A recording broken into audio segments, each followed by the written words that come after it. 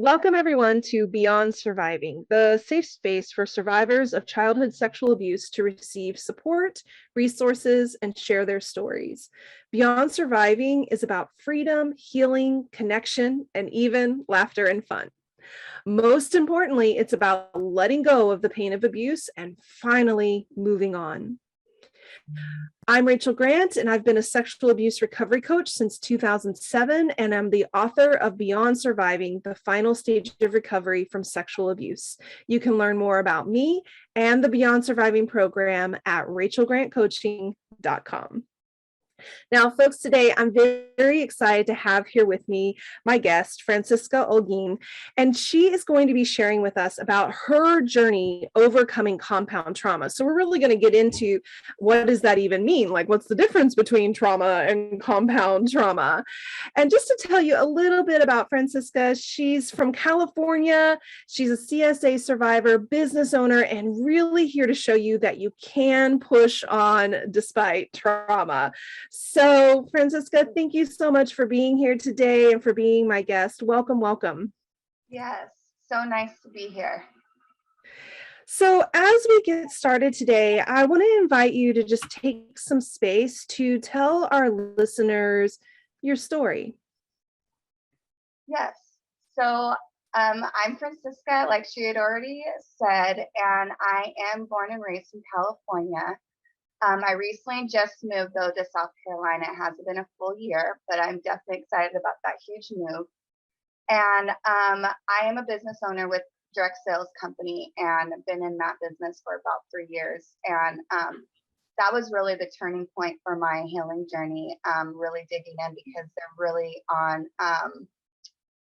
self-development and self-growth and just, a lot of working on yourself. And through that, I dug more and more into myself and realized that I had some trauma that I tucked under the rug when I was really young.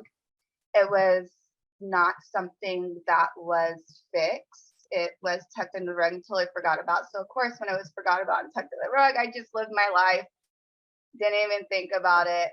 But when you go into this industry is going to push you to be the best person possible version of you. And so that was the huge thing of really just digging deep and finding out that that's something that I had to go back and to really heal from because it caused other things that happen in my life.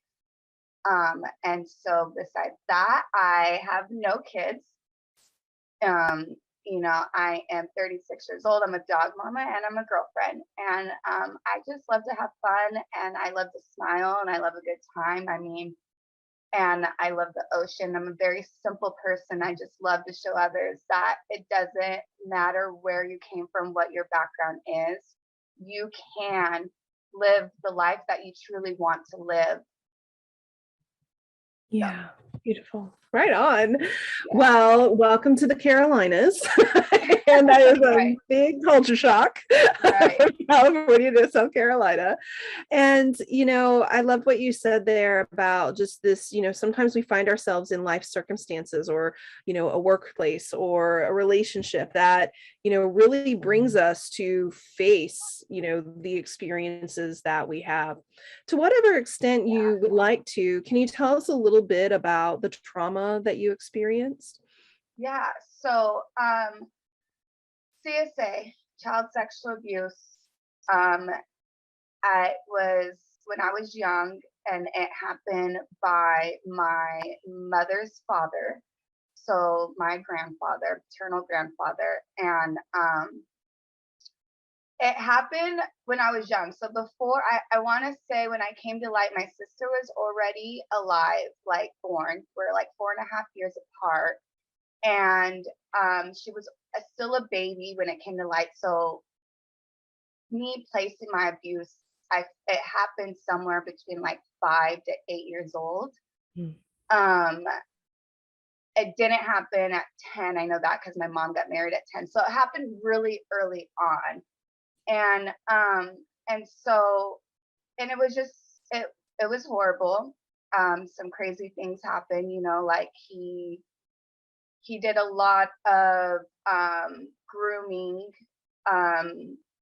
you know, having me watch certain things, you know, do certain things. So there was a lot of that going on. And it was very traumatizing, very, very traumatizing. But when I told my mom, she went and like, I think I told her about like some stuff, like some porno stuff that he had shown me. And she went over there to confirm. And then obviously we just never talked to him again. But that was like the only type of thing that was done. I do remember cops were called, but nothing was done with that. I remember being basically told, like, if I press charges, I'm going to be the one having to go to court. And obviously, as a kid, no kid is going to be like, yeah, I want to take that perpetrator to court. Right. You know? This sounds like a great time. Yeah. Yeah. Gosh. Yeah. Exactly. So, like, obviously, I said no, and nothing ever happened. And that's how ultimately the abuse got swept under the rug. And not only that, like, there were family members that my mom had told me that were saying that I probably made it up. So it was probably too, like, maybe easier for my mom to put in the rug. I don't know. Or maybe not to like talk about her. I really don't know. That's something I'll never probably know. And I'm fine with that, you know, but it's just, that's just kind of how the tucked into the rug. And had it been addressed, I probably would have not failed so many other times later on in life. So that abuse happened. I want to say I was in kindergarten and first grade when it was going on, because I actually failed kindergarten and I got held back and I had to do kindergarten again. That's shapes and sizes and knowing it. Like, a kid should be able to pass kindergarten. That's a huge red flag, you know. Especially if I wasn't born with disability or anything like that. Like, I should be passing, you know, kindergarten. And then I went to first grade and struggled in first grade. So it was just kind of like, I struggled a lot in school. I really believe, just from my studying about the abuse and what happens to a child's brain development when abuse happens before a certain age, I really feel like that kind of affected my development of just learning and just like be able to take things in and stuff like that. And so, so it definitely had a huge thing, you know. But like I said, this is all some stuff that new that I'm really uncovering and digging, because it went under the rug. I actually never graduated high school because of the abuse that happened to me was unhealed, and I ended up getting into a sexual assault like in high school. I got tricked. It was basically, there was like some tickets and some high school kids. I think I was a sophomore at the time, either a freshman or sophomore. And it was like a Sadie's Hawk. So I think a sophomore, because Sadie's Hawkins dance or whatever. And they were like, oh, I got tickets and they're free, just pick them up at my house. Went to the house and of course got in this situation. And then it just went around the school and it was horrible. And I never graduated high school because of that. And that is something new that I've never talked about before, but I feel is very crucial, because none of this defines who I truly am. That's right. And I want people to know that, because I was very embarrassed about that before. But yeah, so that happened. And then I actually left my house at 16. So I was on my own for 2 years. And then lived with a friend, and her mom at the time actually danced, and I didn't have a way to make money and got into that industry, unfortunately. So I was in the dancing industry for a while, starting at 18, and I was able to get myself an apartment. I got a car. I did life. I did life. I was able to pull myself out in survival mode, though, you know. Right. Yeah. Right. And so that happened, and then I got into my first domestic violence relationship, where cops were involved, cops were called, there were multiple restraining orders broken.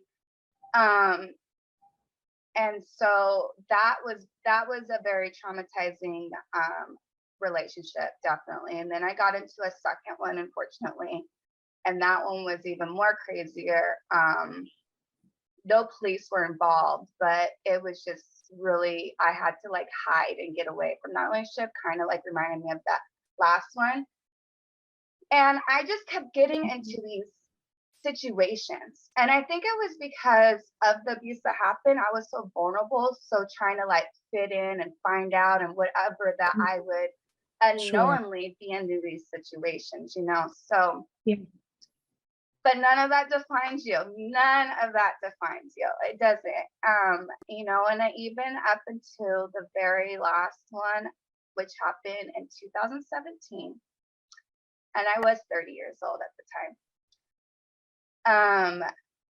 Through that, my life did start to change, because that was a real wake up call. I was like, what is going on? Like, why do I keep getting in this situation? Or, you know, what's, you know, Sure. what? Yeah. And so with that, obviously, from the time when I first had my domestic violence relationship in California in 2004 to like this one in 2017, a lot of laws has changed. They've gotten way more stricter, way more just different stuff. So I had a lot more support in 2017 than I did when my 2004 one was happening, and I was being followed around and stalked and all that. And through that, I was able to get a therapist, a trauma-informed therapist that is still my therapist till today. So, and I work closely with her, and she's helped tremendously just see and hear and make me understand, because I didn't understand a lot of things. And I didn't understand why I would step foot into the adult industry like that. But she made me understand, you know, it all came from the abuse that happened when I was young. Right. And so with that being said, with that happening and me getting into direct sales company, multi-level marketing, being a business owner with that, buying my business rights to sell, that industry makes you work on yourself even more. So having my therapist and then having the self-development and doing that ultimately led to me doing my healing journey, and God, of course, and going to church, because God really put that on my heart, and me seeing in sermons and different stuff like that. Yeah. So that's kind of the abuse. I know it was kind of long. I tried to sum it up. Look, here at Beyond Surviving, you get to take up as much space as you want to take up. That is a tenet of Beyond Surviving. There's no such thing as talking too much or being too much or taking up too much space or time. I'm really honored to hear your story today, Francisca. I see parallels in my own journey. I certainly relate to lots of the layers and things that you faced along the way. And I feel really honored that you've gotten to this place, and that to share, to talk about the actual path and actual journey that you had. Because for sure, I mean, this is one of the things that, you know, trauma creates so much internal shame. And then as a result of trauma, we sometimes have limited choices, right? Our access to certain things are limited, our capacity is limited. And so, you know, things happen in our lives, right? And then the external world will look at these things and then further judge and shame and make us bad and wrong.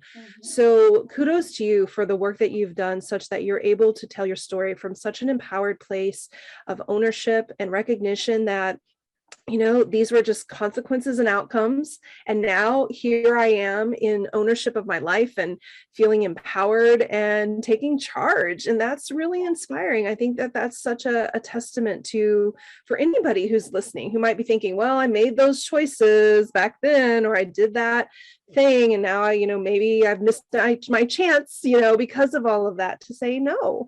Like, you can start the life that you really want to live at any moment, and certainly having that support in place. Cheers to the laws getting better. and have some ways to go, but and being able to get that support onboarded.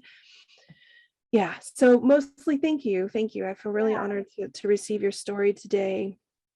And as we think about this concept of compound trauma, so let's break that down a little bit for our listeners. In your point of view, what would you say is the difference between trauma versus compound trauma? So for me, I believe trauma is when something extremely hard, horrible, something just horrible that has happened to you, maybe once, maybe twice in your life.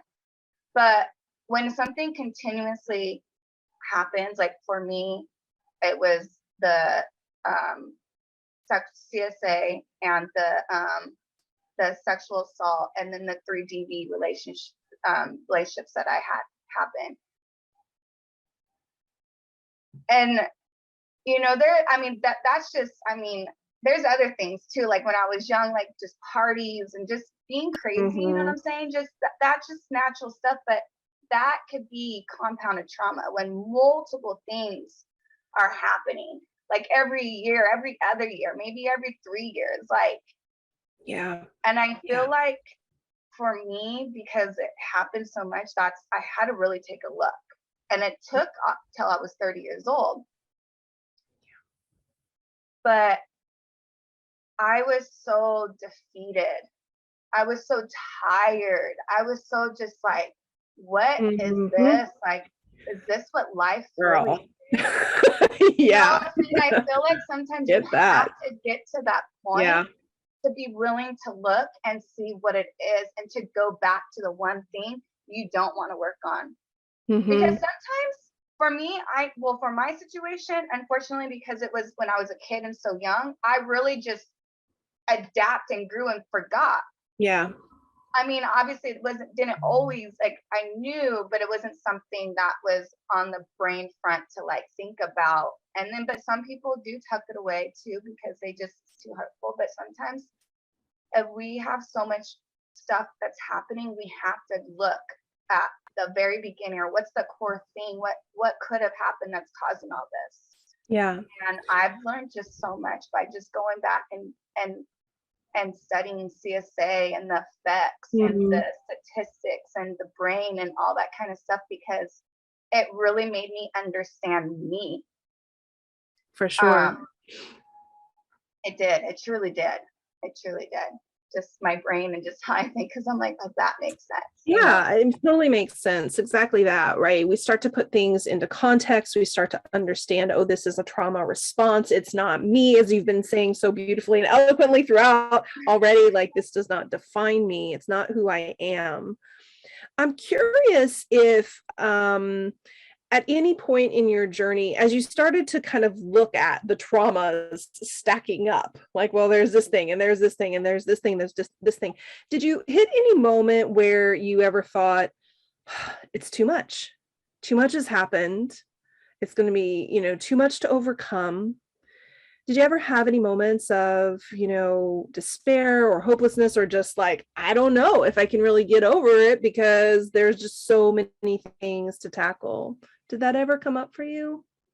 So, I'm still like in the very beginning. And I want to say, when I jumped into this healing, I was eager because I wanted to heal. I wanted to do stuff. And so I didn't have that kind of like outlook, or even have that go through my head yet. I have to say, along my healing journey, with certain things that the healing journey has required me to either set a boundary on, or to change, or to do. Yes, I have come across that kind of where it might seem too overwhelming, or I don't know. And one thing I'm really trying to work on in my healing journey, because it was something that was just so like tucked, and that's what I learned, is the tucking under the rug and really holding on to because it's so natural. I mean, so natural. Something crazy happened. Okay, but on to the next. Like, it's just such you have a very strong deflector. Yeah, totally. And it's crazy. Well, before I didn't even realize I was doing that, but because I'm more aware and I'm in my space, and I see that easily, and I don't want that, because that, for me, for my healing journey, everybody's healing journey is differently. I don't feel that's good for me, because that's what led to all that other stuff. So I need to learn to hold that boundary and, and talk or say no or do whatever it needs to do so that thing doesn't get tucked in the rug and ignored. Yeah. And so, yeah, so I hope did I answer your question? Yeah, no, thank you for sharing that. I love that. I mean, exactly that. Like, I think what's really true is that I hear from some of my clients this sentiment of like, man, I've just been through so much. And it's easy to fall into a false narrative of it's too much to overcome. But I think that exactly what you've been naming, like there are elements and components that get us moving towards healing. We don't have to take it all on all at once, number one.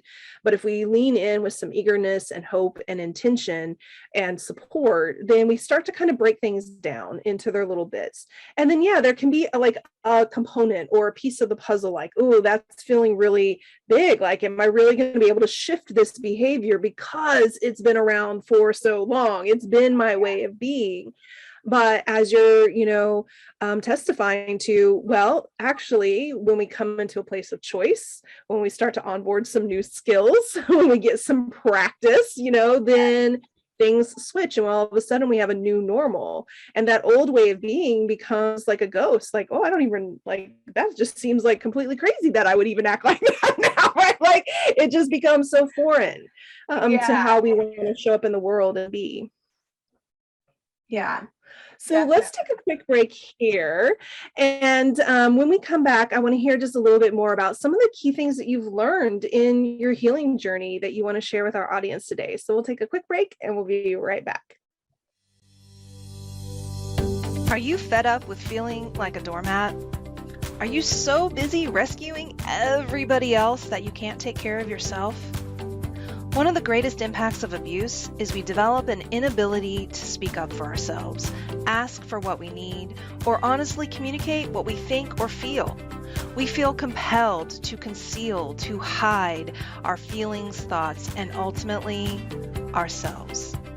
So how in the world are we going to be able to set boundaries? Boy, have I been there. And I cannot wait to share with you what helped me put an end to running away from communicating so I could finally set boundaries in my life that were needed in order to feel safe, free up my time and energy, and finally break free of taking care of everyone else but me. By downloading my masterclass, How to Set Boundaries and Communicate with Ease, you are going to learn some kick-ass strategies that will empower you to speak up. You're going to explore in a safe, step-by-step way the impact that not setting boundaries has had on your life and relationships. And you're going to learn some easy, practical strategies to put an end to taking care of everyone else. Go to rachelgrantcoaching.com/communications-class today. Now back to our show. Welcome back, everybody. I am here with Francisca, and we are continuing our conversation today on overcoming compound trauma. So, in this process of healing, Francisca, what are some of the key things that you've really tackled and learned that you'd like to share with our listeners today? Yeah, so first, like I said, everybody's healing journey is for themselves. And, what I share is just hopes that maybe you can take something from it. But maybe what I'm sharing may not work for everybody. But like I said, everybody is on their own healing journey. And things for me, is really number one for me is giving myself grace. Give yourself grace. You are unlearning, and it can get frustrating sometimes, but you just have to give yourself grace because you're unlearning something that was just so horrible that had happened, or maybe that you tucked under the rug, or you just haven't looked at in so many years, and now you just lived a certain way. And so it's just a lot of unlearning. So give yourself grace. That is definitely something that I share a lot, because that's important. Also just being true to yourself, just be honest with yourself, like, and sit with yourself too. That's one thing about me before my healing. I always just wanted to be busy. I always wanted to be surrounded. I always wanted to go out. I always wanted to occupy myself with work. But you don't grow constantly doing that. You need to have your own self time. And see, with the abuse, I never loved time with myself before. I actually hated it. I actually I just hit up my friends. I would just go over just to get over, not to be by myself. Like, and so I am learning, I love being by myself. Actually, for the first time in my life, nice. I like myself, like my time with myself. I like my alone time. In my alone time, that's when I'm digging into my healing. I'm in the Bible. I'm, praying. I'm whatever, filling my soul the way I need to fuel it so that I can do my healing journey the right way, or do, because it can be heavy. Yeah. Not lying it at all can be, but that's why it's important to give yourself grace. Be true with yourself and your feelings and be honest. Just, if don't force yourself. And I think those are really two key things. Critical. For me. Yeah. I feel like those are really, really important. And another thing too, I do have to say is that it doesn't matter. Like you are worth everything in life. Every single person is worth everything in life, and you can be what you want to be. You can do what you want to do. You can change your life at any moment of time. It does require work. It does require giving yourself grace, and that's powerful. Thank you. I mean, those words are so strengthening and inspiring. And I'm curious, just to go back to this grace piece, are there particular things that you will often say to yourself? Because I know this is sometimes a place that's difficult for people to kind of even learn. Like the concept sounds good. Like, okay, I get that. Like, be nice to myself, give myself grace, give myself compassion. But in practice, what might that look like or sound like when you're doing that for yourself, Francisca? So for me, like I said, I spend a lot of time in the Word, and so I don't know who anybody's higher power is, but whoever, if it's Mother Nature or whatever, it's really just being grounded and really just like, for me, like I said, I talk to God a lot, so I'm just like, God, please just protect my peace or protect my heart, or just work through me that I just say the right words. And then if like whatever, and then when I do what I do, I'm just like, I'm giving myself grace. I did what I did. I gave it to God. I did the thing. And, that's what it is. And I leave it. I don't overthink it. That to me is giving myself grace, because I've already put it with the higher power. I've put it out there, and it's going to be done, because if you believe it and you work towards it, it'll happen. You just have to be consistent and have to have the belief behind it. Yeah, I really agree with that. I think that consistency of action and behavior. So whether you surrender it into like a magical box that takes it away, or you surrender it to a higher power. I love this. This is a practice though. Like, hey, I'm going to name and acknowledge the thing that I didn't get right. And then, that I'm feeling kind of like I should be beating myself up about that. But you know what? I'm going to take that little moment to acknowledge it. And then I'm going to surrender it and say, okay, saw it, named it, and now next. Because, every single opportunity, even in the next minute, is the next opportunity to try again, to show up differently, to lean in. And so that consistency of practice, because we're not going to get it right 100% every single time, particularly when we're in the early days of retraining the brain and healing the nervous system and shedding false beliefs and trying to get out of, I love the word you used earlier, of unlearning, behaviors and coping strategies. So being able to just be kind to yourself in that process, but also facing it, which I think is the second piece that you really named there. Like, we cannot heal what we will not name. And so that moment of acknowledgement, and if we're just busy with all sorts of things, we're not creating any space to slow down and take some time with something, then we can't really make that much progress there. Yeah. Amazing. Definitely. And deservingness and worthiness. Yeah. That piece, building in that part of ourself that says, I deserve to heal. I deserve to have a life that I want. I don't want my life to be stolen by the actions and choices of others, and becoming really committed in that. What a word of inspiration. Yeah. Oh my goodness. So much food for thought today. I have so enjoyed our conversation. Do you have any final word for our listeners today? Just, you are never too far gone. Like I said, you're never too far gone. It doesn't matter what you've been through. It doesn't matter even if you're in the situation right now. Like, there's so much support. There's a community. There's resources.